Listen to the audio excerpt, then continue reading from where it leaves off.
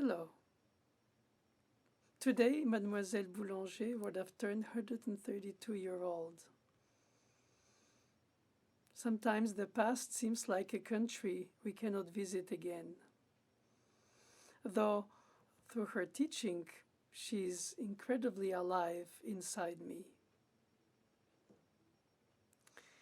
I would say that prepare to love a piece before you judge it was one of her first things she taught me.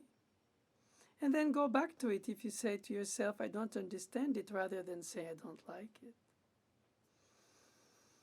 It's difficult to keep to that through life. Perhaps I failed for some, but I always kept this open-mindedness to teach it, regardless if I happen to like it or not. The importance of playing the intent of the composer rather than through interpretation suggesting our own choices. In a way, she would say, similarly, you should compose your own, but when you play the piece of the other, play it as you think it's meant to be, and not as you wish it to have been. Listening was a big importance for her, more than performing. Rather, the performing was the reaction to the quality listening, the discerning hearing of the different layers of polyphony in everything, not only in fugues, in chords, in quartets, in any genre. Listen the music from inside out, not only from outside in. Of course, the grammar and the syntax of music were essential through solfège, harmony, contrapoint, fugue, but they didn't cloud her love and share with us, students of hers, about the mysterious beauty of music, which we can associate to different moods. Oh, it reminds me of tenderness, or it reminds me of passion, or of love, of hope, or sadness. And we can appropriate that to ourselves. But in fact, she would say, music only is what it is itself. It's a language on its own, even if we relate it to our own feelings in a sort of an interpretational translation, etymologically translation. She would insist to write from memory pieces one plays in order to get familiar with the DNA of the process of the composer's thoughts, and then not only memorize it by the action of playing, but follow the flow of the thoughts of the composer. She would encourage to perform the pieces without apologies for one's opinions, and accept to question them ourselves, but not during the performance. During the performance, it's a one-time through, and you have to deal with the unexpected and make it as if it was planned. In a way, rubato was very important to her through the structure within which you have different spacings of the beats, not just beats that do not obey any organized pulse through a structure. She was also very intent to always make us hear that in the pulse, the downbeat is not heavy and the upbeat is not light. Rather, the upbeat is a propulsion and the downbeat is a rebounce. Tension release, like in harmony, with dissonance and consonance, which of course change their expressive meaning or audacity through the centuries. As she would say, dissonances of today are the consonances of yesterday. And I think it was the opposite. In other words, what is consonant in tonal music is not consonant in atonal music. tension release. I think that she lived through so many time periods in her long life in musical genres and styles, between friends of hers like Stravinsky and students of hers like Copland, that she kept an open mind besides her opinions for different type of musical language to be expressed, serial and modal, tonal, altertonal, bitonal. In fact, being a very old lady when I met her as a young child, I realized how much she could have imposed her personal tastes, and she didn't. She valued teaching more than her opinion, and she taught things she probably didn't accept aesthetically, but if it responded to the expectation of the student, she would go through that. So in a subtle way, she brought to the different types of students who came to her at different age, style, and genre and expectation in their composition, she helped them find who they were by themselves. She didn't do it for them, and she didn't try to influence us to be like her in her musical aesthetics.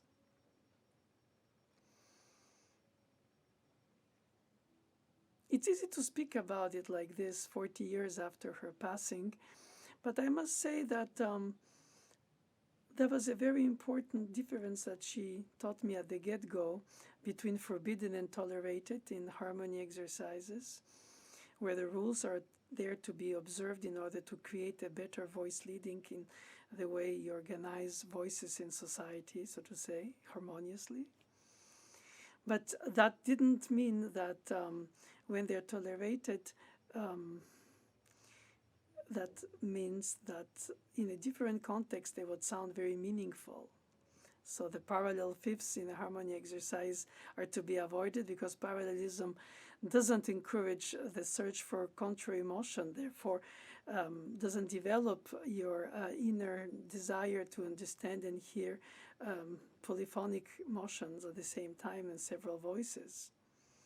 But if you write parallel fifths in a composition, reflecting or not Gregorian chant, which of course used parallel intervals, she would totally accept it for your composition as at the same possible day of a lesson where she would refuse it for the harmony exercise. After all, you need all these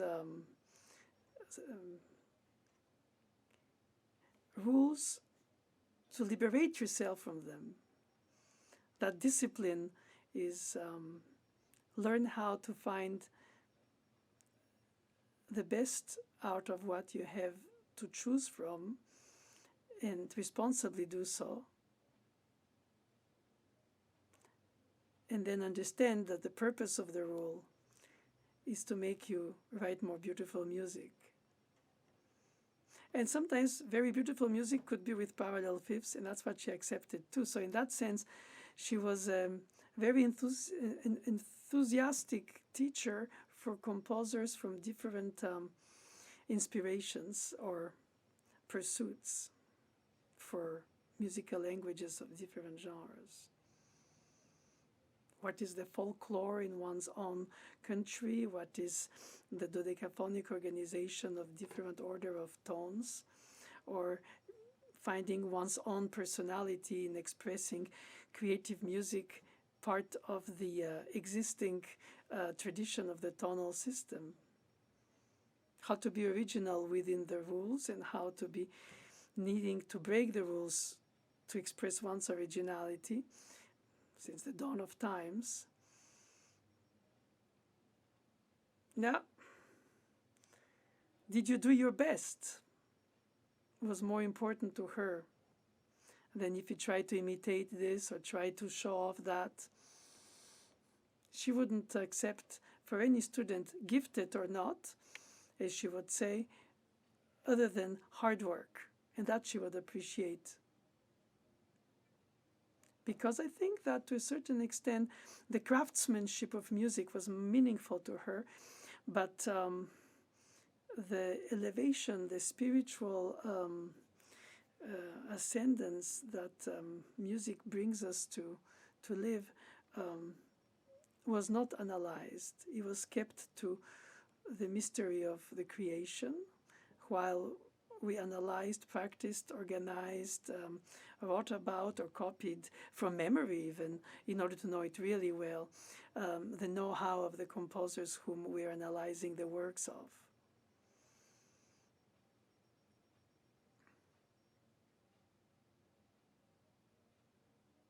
I often wonder today what she would say to students of mine, or to me.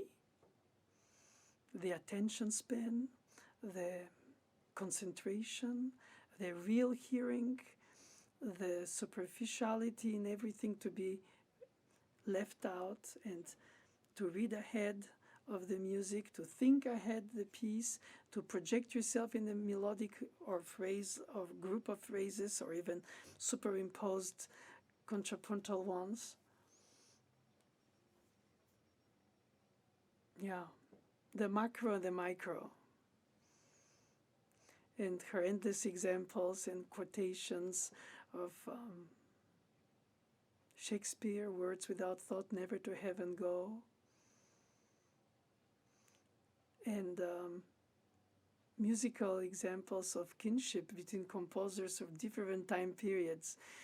I don't think chronology was a big importance to her in the order of understanding, learning, and organizing the knowledge of the history of music through the centuries of the past. It was more about what was common, and of course what was differing in terms of the styles. In a way, it was a way to study and learn music from outside the box. Think freely. Think freely.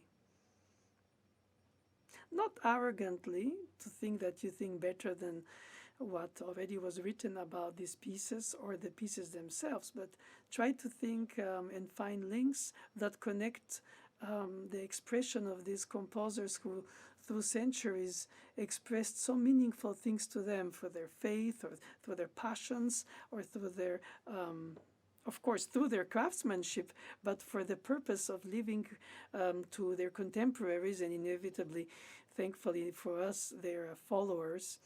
The immediacy of the present, that's never past or future, I think, is the music of the present.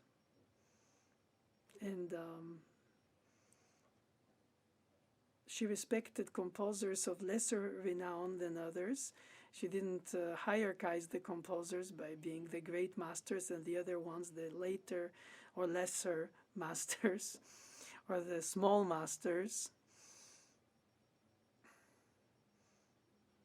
The interval more than the harmonic triad, the beauty of an inner voice in a choir piece or a quartet, not isolated per se, but beautiful by itself as well, is contributing to the whole, the micro, the macro.